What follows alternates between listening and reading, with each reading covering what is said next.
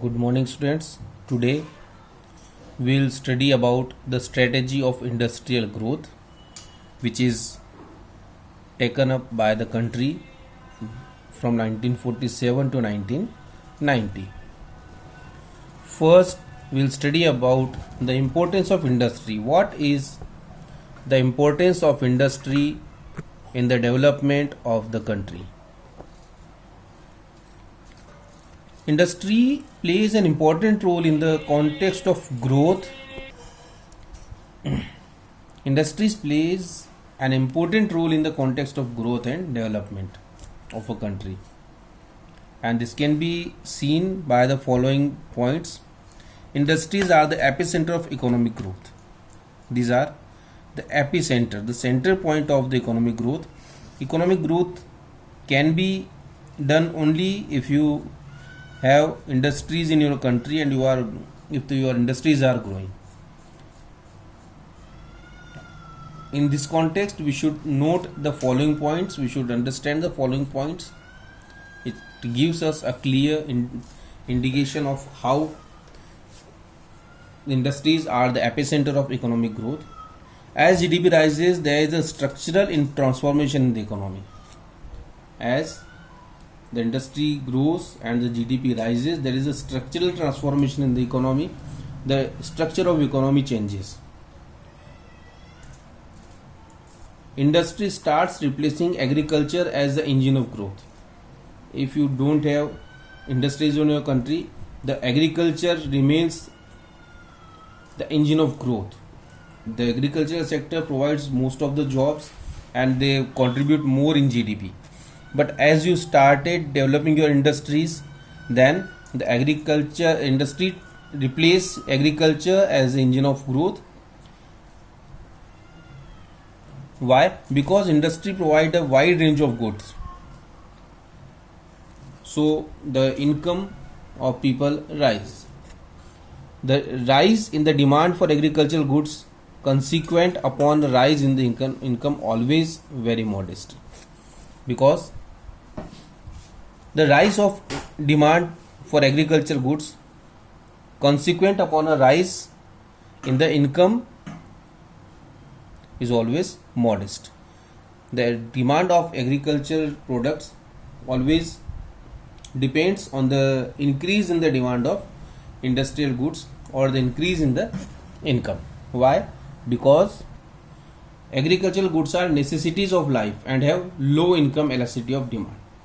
Because agricultural products are the necessities of life, so they do not have the income elasticity, and the industrial goods, they are not the necessities, they are used as a luxury, so they have the elasticity of demand.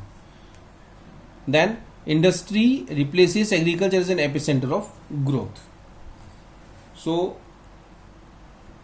these are the epicenter of the development. Then source of employment. Industry is an important source of employment. Why? Because agriculture is always overburdened and the labor force is rising rapidly. We have, just like in the countries like India, we have a very big population and we don't have much land in our country, so agriculture, it is already overburdened. So in that case, if we have industries in the country, it can provide jobs to a lot of people. In fact, with a rise in agricultural productivity, farming sector has released a large supply of labor force. It can be gainfully employed only in occupations outside the agriculture, that is industries. So industries plays a crucial role in that.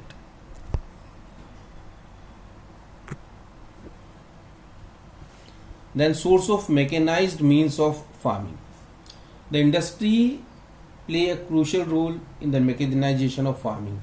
Then the machines that we use in the farms, like tractors, threshers, harvesters, motors, water pumps, everything is made up in the industries, and all these are you possible to use all these machines just if you have good industries in your countries. And if you have all these machines in your country, you can grow more crops in the country, so that productivity and the total production of agriculture also increases if you have good industries in your country.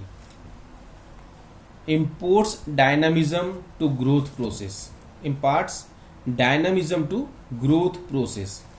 Industries impart the dynamism because the people who are working just for the survival when they are working in the agriculture, but as they started working with industries, it gives a new dimension to the human life, and the people now they don't earn for their food or for their survival.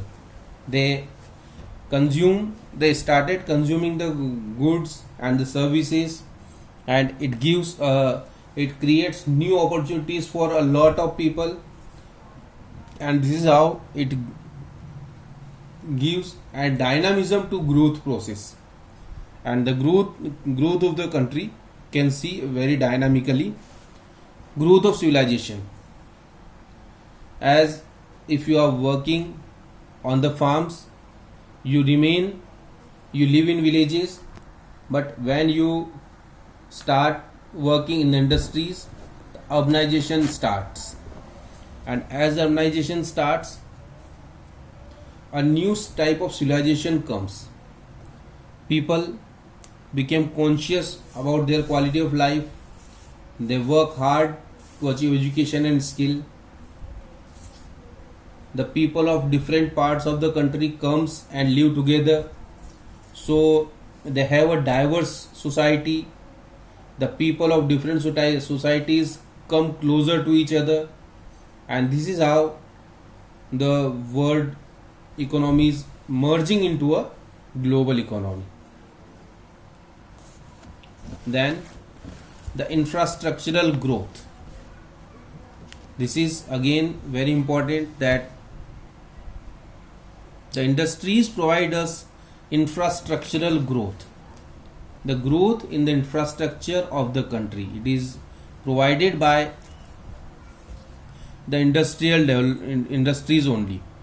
Industries tends to spread across different parts of the country, and as it spreads in the different parts of country, they take the infrastructure development with them.